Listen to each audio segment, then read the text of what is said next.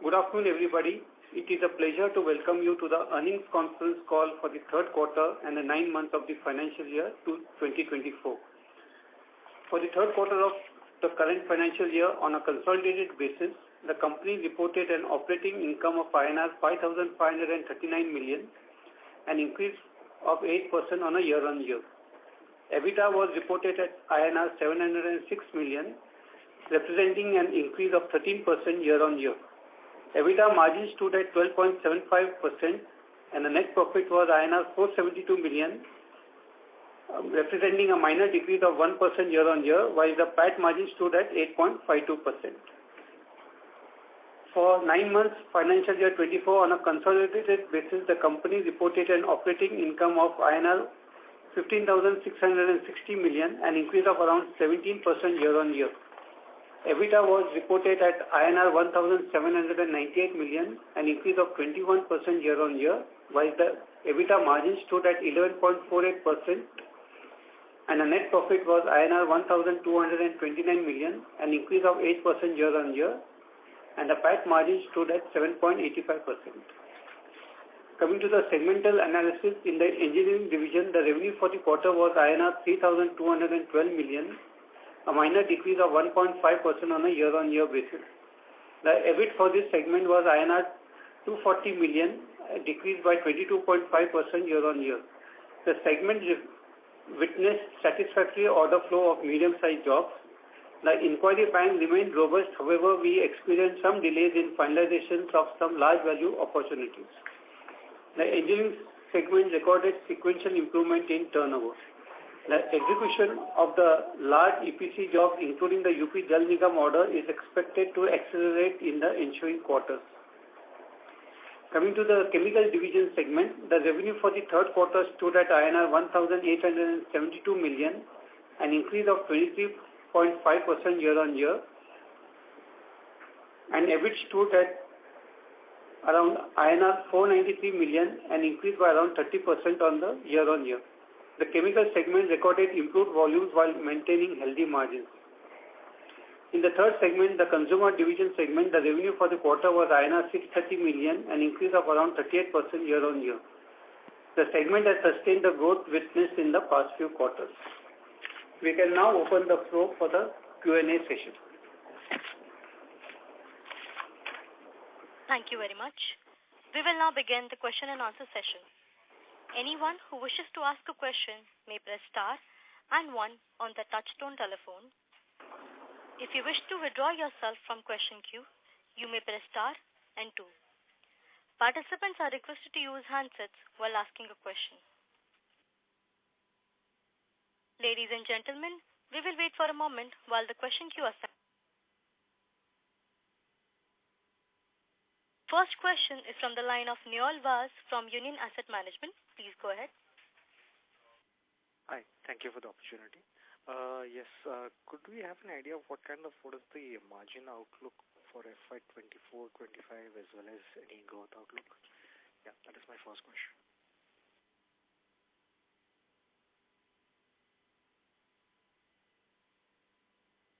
Sir, we're not able to hear you.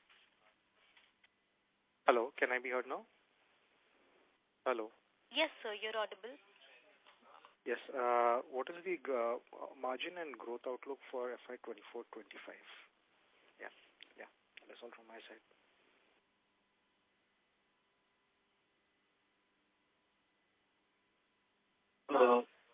The margin and growth outlook for the current financial year is, as we have been indicating in the previous calls, we are expecting that we would be able to maintain margins compared to what we achieved in the previous financial year. As far as revenue growth is concerned, we are expecting year-end growth of roughly around 20%.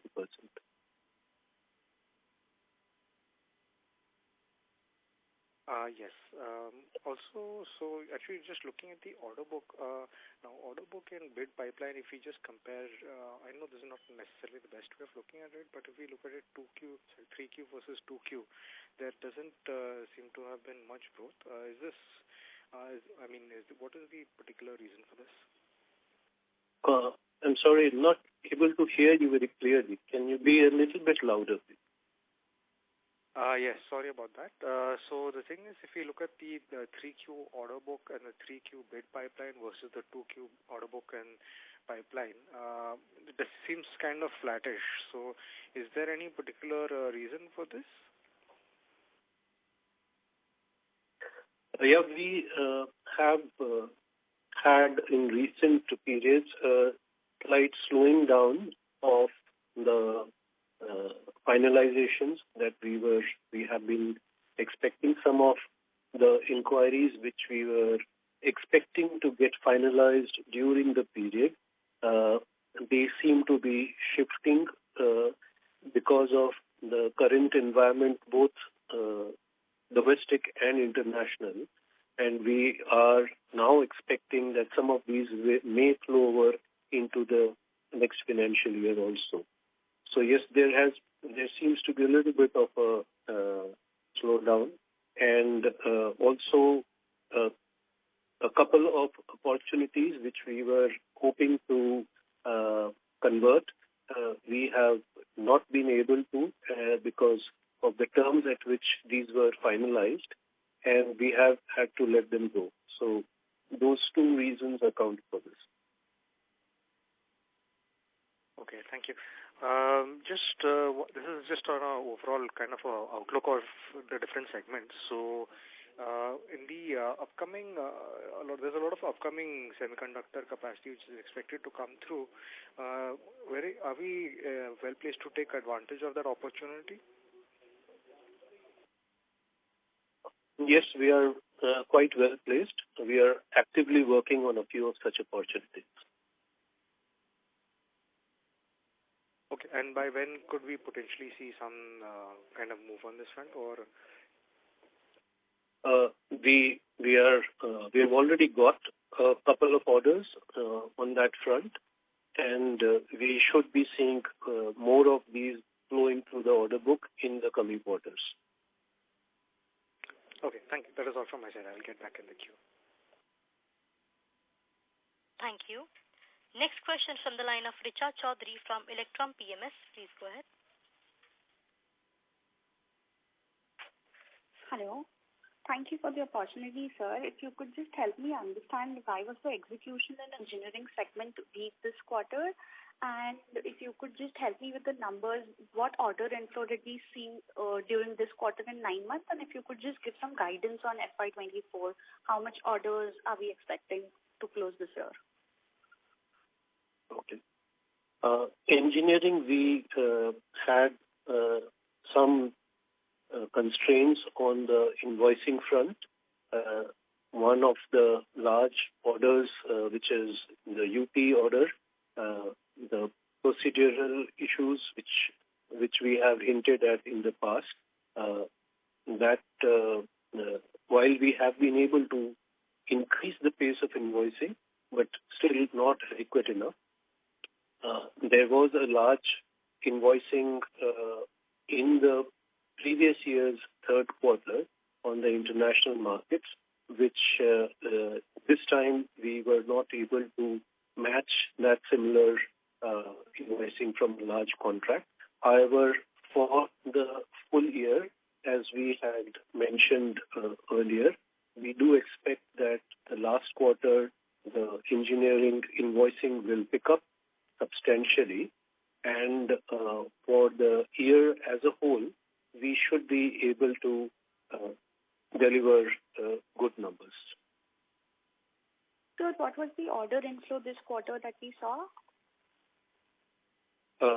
Vasant, can you please share the numbers there? Order inflow was for this quarter 142 crores. It was 142 crores. And if you could just give me a little update on the chemical capex that we are seeing, what are the timelines and the revenue potential that we are seeing in the first and the second phase?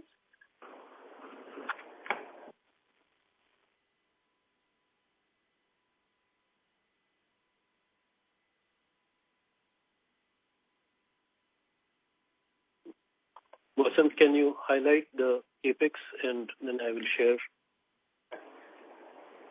We are, as we have mentioned in the earlier concalls, the capex for the resin greenfield expansion at Roha, we are expecting the commercial production to start from FY25-26. Capex.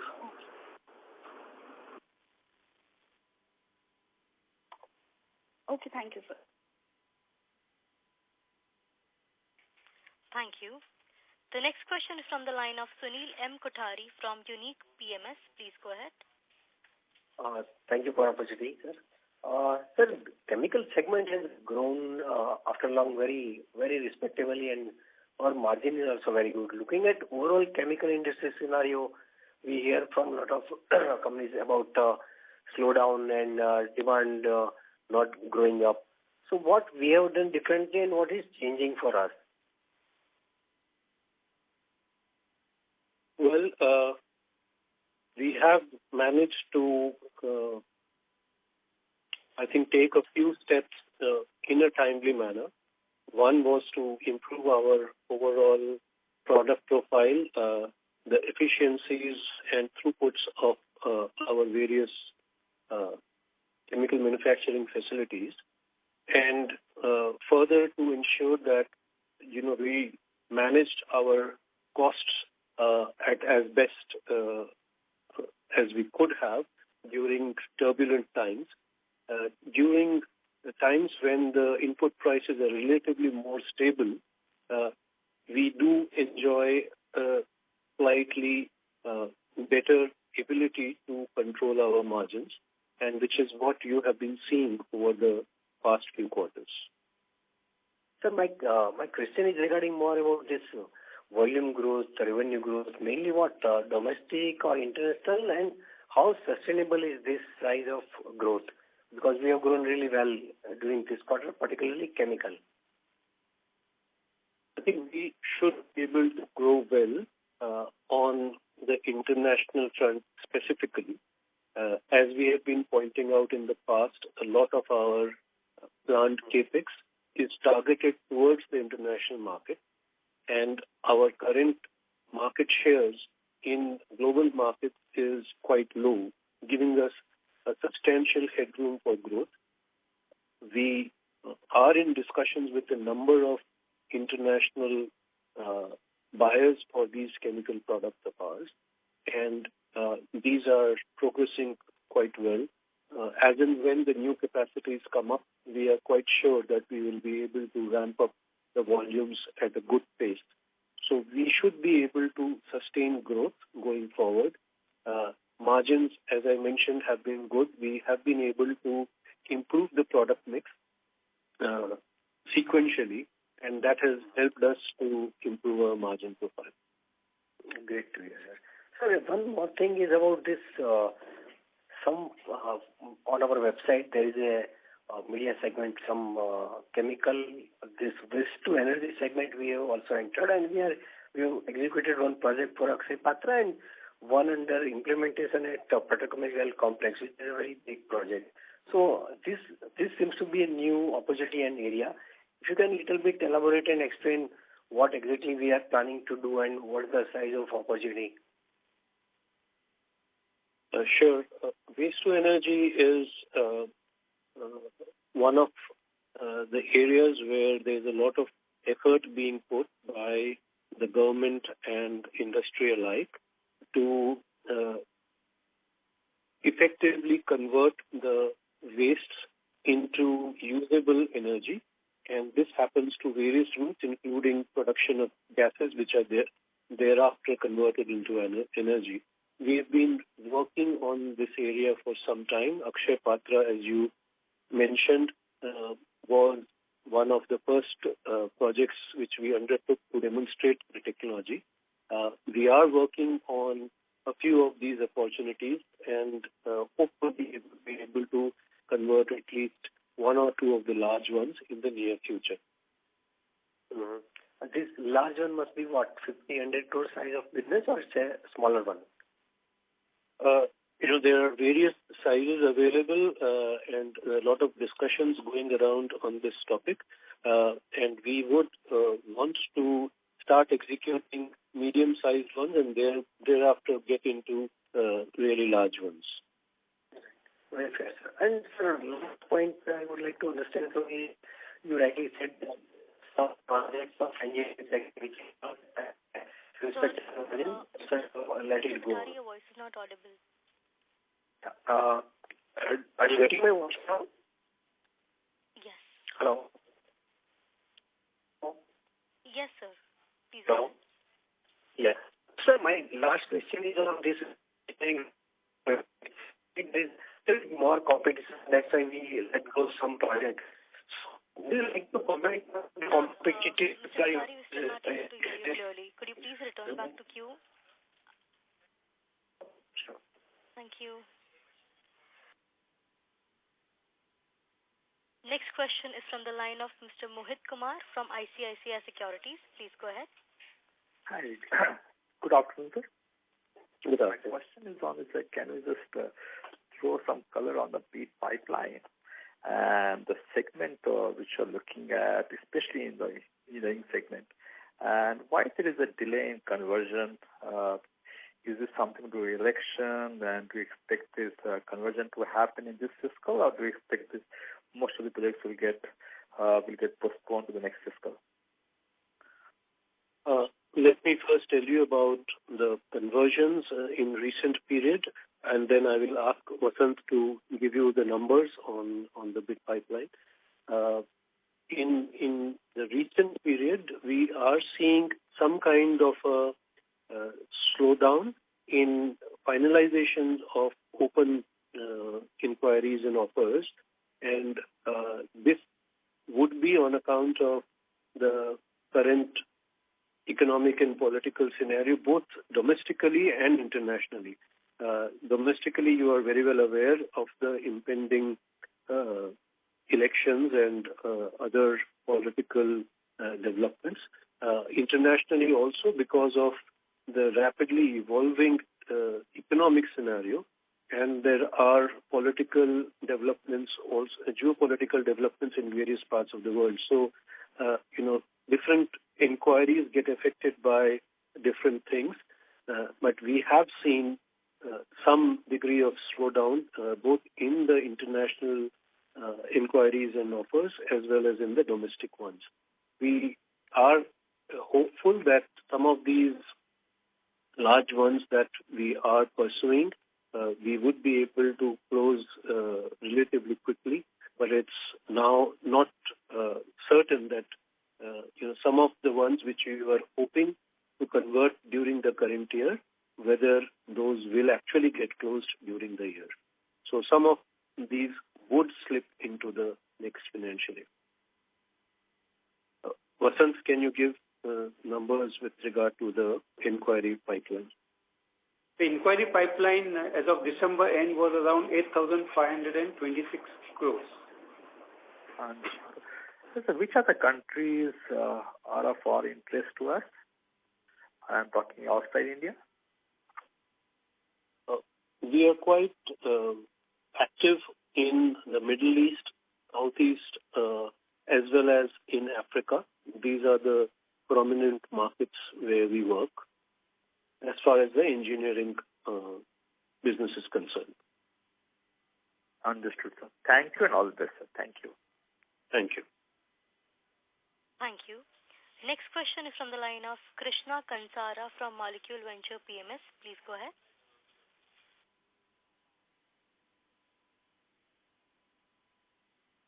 Krishna Kansara, we're not able to hear you.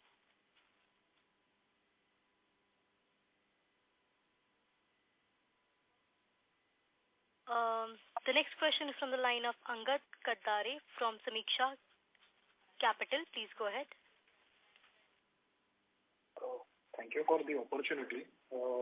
My first question is on the guidance on the for engineering segment and chemical segment for FY24 and 25. If you could throw some light on it. Sorry, I missed it earlier.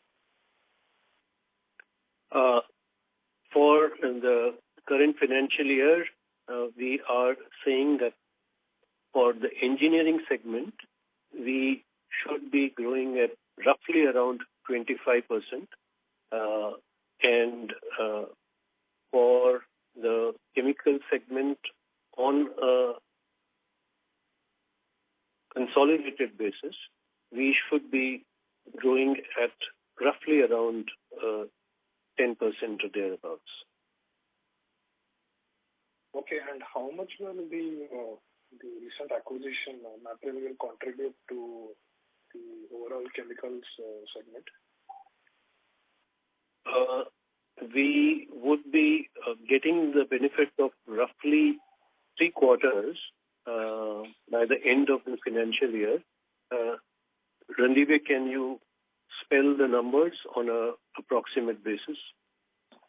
Approximately, it will be 75 to 80 crores. And can you throw some light on the margins from Mapril?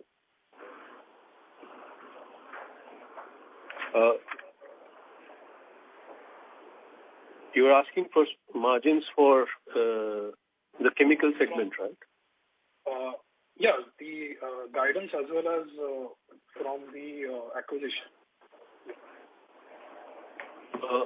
For the chemical segment as a whole, we should be on a consolidated basis, we should be delivering margins similar to what we delivered for the full financial year 22-23. On the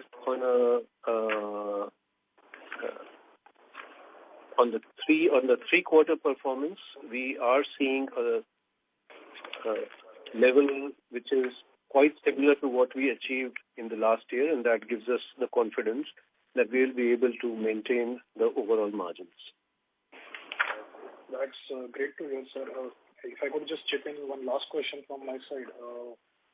What will be the peak sales from the current capacity in the chemical segment, and how much will the additional capacity add to the peak sales, the Roha capex? So current capacity and the additional Roha. That would be helpful, sir. Thank you. At this point of time, we are doing roughly we are going at roughly 70% capacity utilization, and roughly 60% of that is contributed by the resins business. The Roha capacity expansion is for resins only, and it will double the current capacity. So that's how the numbers stack. Okay, thank you, sir. I'll get back in queue. Thank you. Thank you. The next question is from the line of Mahesh Agarwal from Agarwal Family Office. Please go ahead. Hello. Hi, am I audible? Yes, sir. Great. Hi, Ankur and team. First question was just to get an update on, again, Mapril, the Portugal subsidy, and specifically just wanted to understand more around, is that purely a trading business, or does that also have any manufacturing capabilities either in Portugal or anywhere around Europe? And then also related to that, I'm guessing those numbers have now started reflecting on a consolidated basis for us. Is that partly the reason why we have seen a boost in the chemical numbers this quarter? That would be my first question, please. The Mapril acquisition we did primarily for reaching into the European market, and also to establish a manufacturing base in Europe. It has manufacturing facilities in Portugal, which is on the chemical side of the business. We are getting advantage of this business, as I mentioned earlier. By the end of this financial year, we should be consolidating roughly 3 quarters into our numbers. It has contributed to the growth of chemical business during the period, and it is part of the reason. The standalone business has also grown during the 3rd quarter reasonably well. So we should be expecting to benefit both from the international and domestic markets in the coming quarters. And would the margin profile of this business, and specifically the chemicals part, be similar to the margin profile that we have for our Indian chemical manufacturing? They are not the same kind of chemicals. They are different kind of chemicals.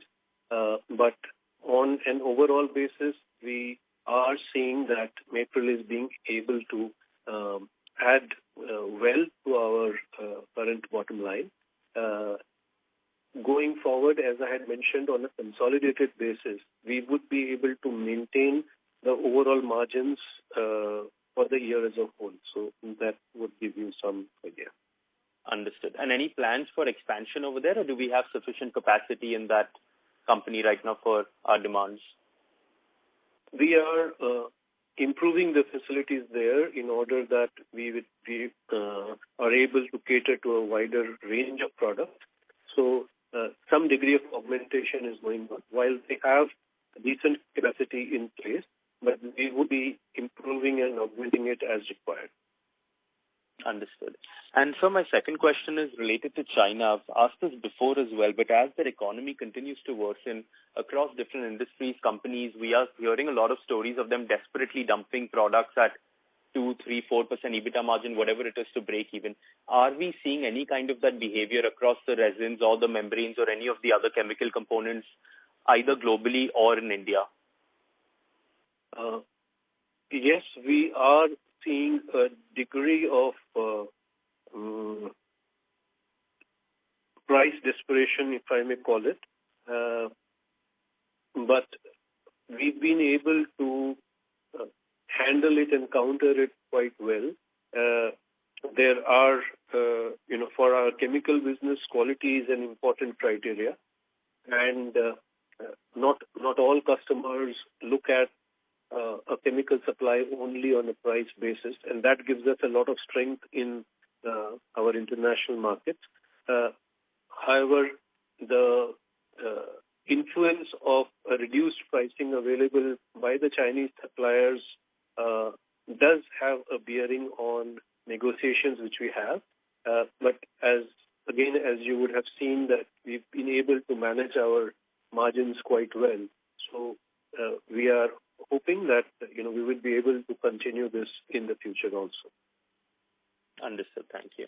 And if I may ask one more question, just regarding the GPCL consulting investment. So that seems to be a relatively small company, like 7 crore or so revenue, and it's partly owned by Rice, Exim Bank, and a few other companies.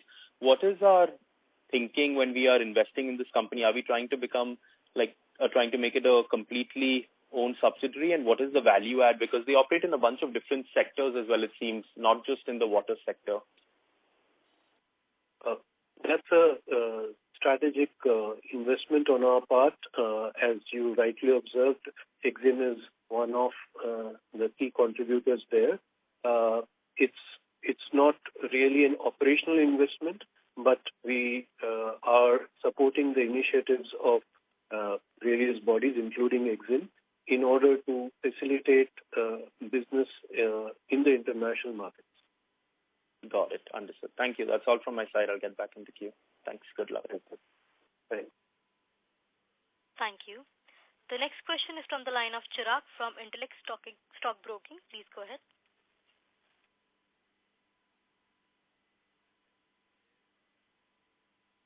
Mr. Chirag, we're not able to hear you.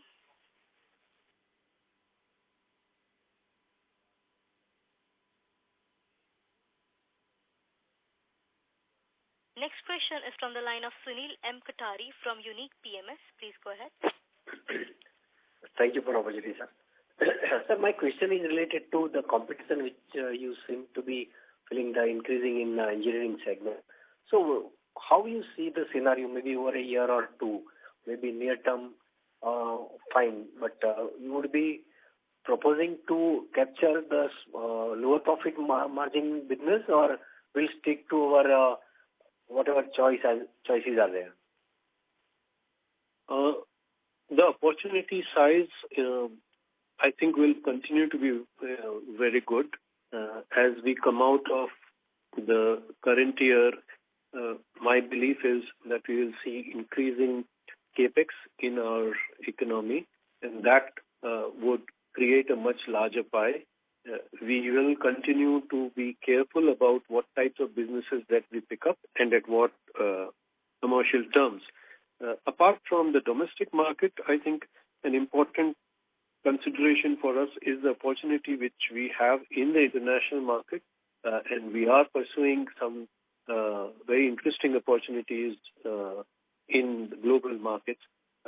So on the whole, I am very sure that we would have a very good bit of business coming in from Indian as well as the international markets going forward. Yes, the current quarter has been less than what we had otherwise expected, but this should improve in the coming quarters. Right. The last question is, because looking at some lower execution of UP project and some delay in execution, it seems that next year our execution should be far better. So would you like to try to guide us about the engineering segment growth next year, 24-25? Yes, it does look that we will be carrying through a substantial size of order book into the next year. And for UP contract, as you mentioned, we should be carrying through a good quantum. We would want to ensure that the invoicing level picks up or continues to pick up sequentially.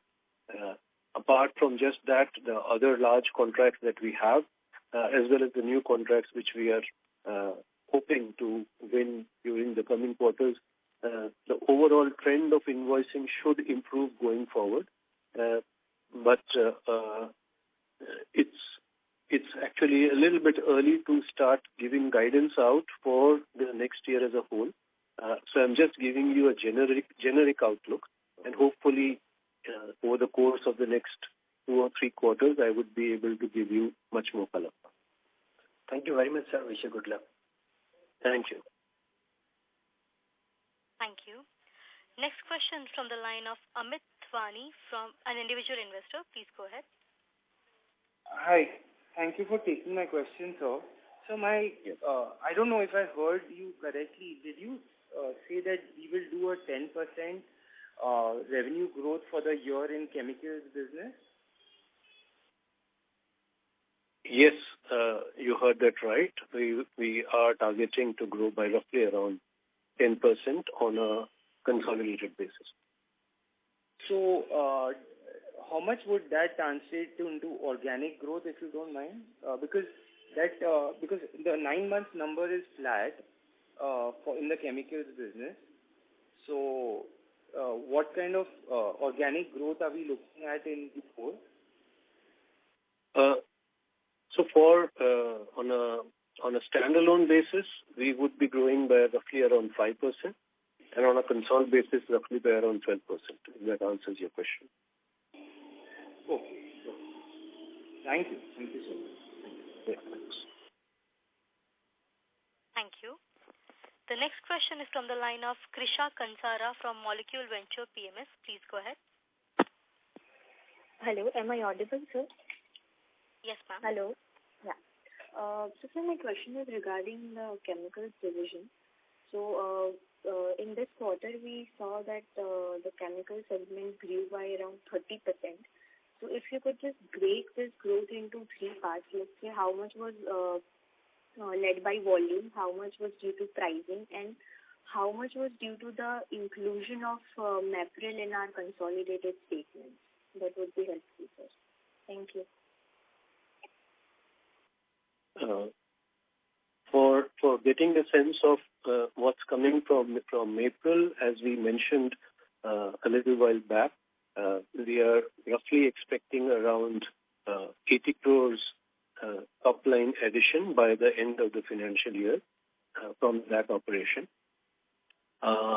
In terms of volume versus price growth, those are the kind of details that we don't really furnish on the calls, but I can give you a broad sense that we, during the last few months or recent few months, we have seen a a degree of price correction on the downward side. So our customers have benefited from slightly lower pricing from us, and the growth which you see is in spite of that. Okay, so the growth is volume-led. And so this 80 crore top line is for the whole FY24, right? Like last 2 quarters, basically. Yes, 80 crores top line addition, which I mentioned, is for the financial year as a whole. And we started consolidating after the first quarter, so that's what. Okay, thank you, sir. Thank you. A reminder to all participants, you may press star and 1 to ask question. Next question is from the line of Mahesh Agarwal from Agarwal Family Office. Please go ahead.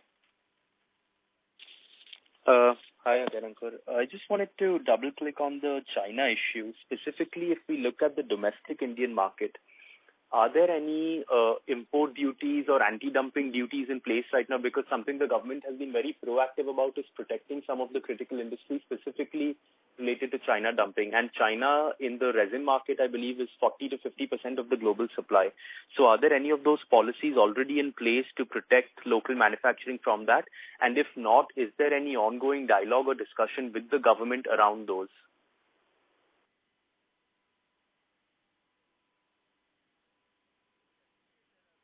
Hello? We have, from the government, the initiatives have been to promote the Make in India concept. And in the various government tenders, there's a definite direction given to the procurement teams to favor products manufactured in India. So there is a definite advantage which accrues on account of that. The anti-dumping duties or otherwise would feature on very specific cases. In general, we don't see anti-dumping duties coming into the products which we deal with. But as I mentioned, we are getting benefits from the government on other counts. Understood. And what would be the reason why you don't see anti-dumping duties? Because that's one thing the government has been very proactive about for a lot of other products and industries. So is there something about the nature of our products or industries that it would not make sense for the government to do so? Yes, to an extent, because the kind of pricing that we are seeing from them, which is on landed basis, I would believe that the government probably feels that they don't need to intervene at this point. Okay. But we keep a keen eye on these matters, and we do bring it up to the government when we feel it is important. Understood. And what would be, if you can give a rough sense of the difference in landed prices between, say, a desperate China price versus our price in India, and then also what the price differential would be when we sell abroad? That's a very broad market scope that we are looking at. Right. Difficult to generalize this. But yes, we do see when they get desperate, then the price differences can become significant to start making an impact in the customer's mind. But for chemicals, as I mentioned, it's not just the pricing. For a lot of our key customers, it goes way beyond pricing. It's quality, the service that you provide, and other things. So pricing is not always the only criteria. Understood. And then how long would generally obviously I'm sure this will vary as well, the contracts on the chemical side, are they more on just a purchase order to purchase order basis, or is there also some form of a longer term contract with customers on the chemical side? So there are a lot of customers who would give out 1 to 3 year contract. We would be taking care of their facilities with the help of our chemicals. And there would be a few where they would be procuring the chemical products on specifications, but yet we would probably be supplying to some of these customers for many years at a stretch. So even though it is from purchase to purchase, but we do manage to hold the customer for you. Understood. And then on the EPC side, I just wanted to get your thoughts around what you all are seeing in terms of the landscape of projects which are out there, both on the private sector and then specifically on the public sector as well. The reason I'm asking that is the government has been pushing out a lot of tenders around water-related projects, both in municipal, wastewater, irrigation, and historically that's not an area I know that you guys have been too keen to focus on. We focus more on the private side. But what is the opportunity set now looking like both on the private and public side, and is there a change in mindset for us to maybe start focusing more on some of the public tenders as well? We've been looking at some of the opportunities from the government sector for some time now, but we remain very cautious about which opportunities we would want to work aggressively on, and to what extent we are able to mitigate the risks which we perceive. And it's an evolution that we are ourselves going through in terms of where we put our filters on a commercial front. So we still are light on the government sector and relatively heavier on the private sector. The way we define private sector includes the the Navratna companies from the government. So the PSUs like, for example, an NTPC or Indian Oil, they would be a part of our private sector basket, and we go after these opportunities quite aggressively. Understood. Got it. For instance, I believe there's a desalination project now coming up for Mumbai or Navi Mumbai. Would that be something that would fit the profile of projects we would be interested in? Well, we take a balanced approach towards such an opportunity, and while we are interested in participating in it, but the mechanisms of participation may be different from a direct EPC contract. Okay, so the RO membrane supply would probably go from us, I'm guessing, given our market share there, even if it's not the EPC aspect. Right. So, we look at different ways of participating in some of these opportunities. Unfortunately, I can't share more details on the call, but yes, we would participate in one form or the other. Understood. Got it. Cool. That's all from my side. Thank you. Good luck. Thank you. Thank you. Next question is from the line of Ayush Agarwal, an individual investor. Please go ahead. Can you hear me?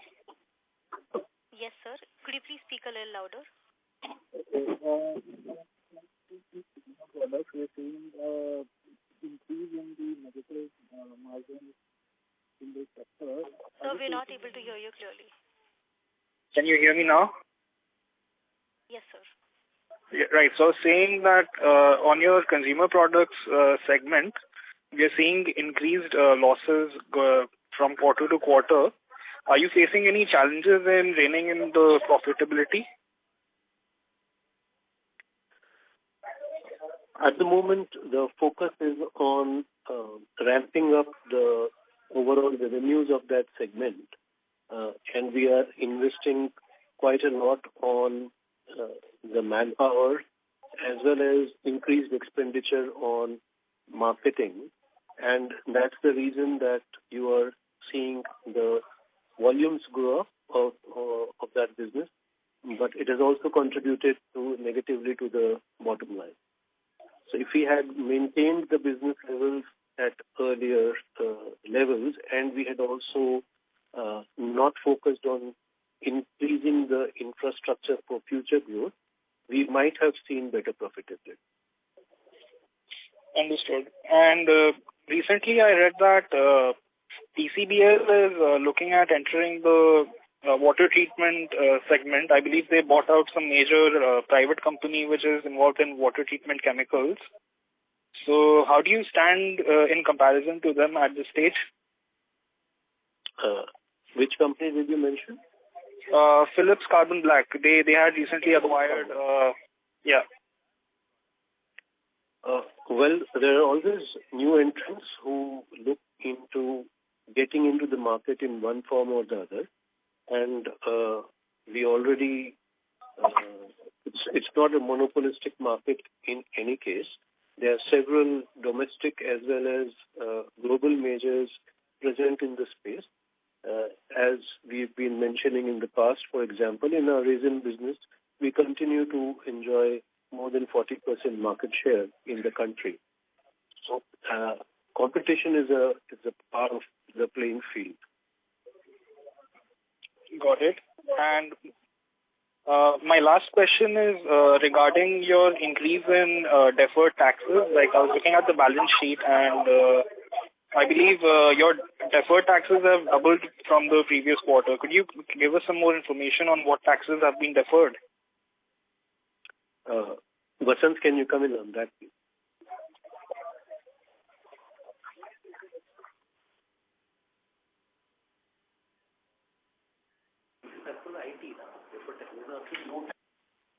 Hello.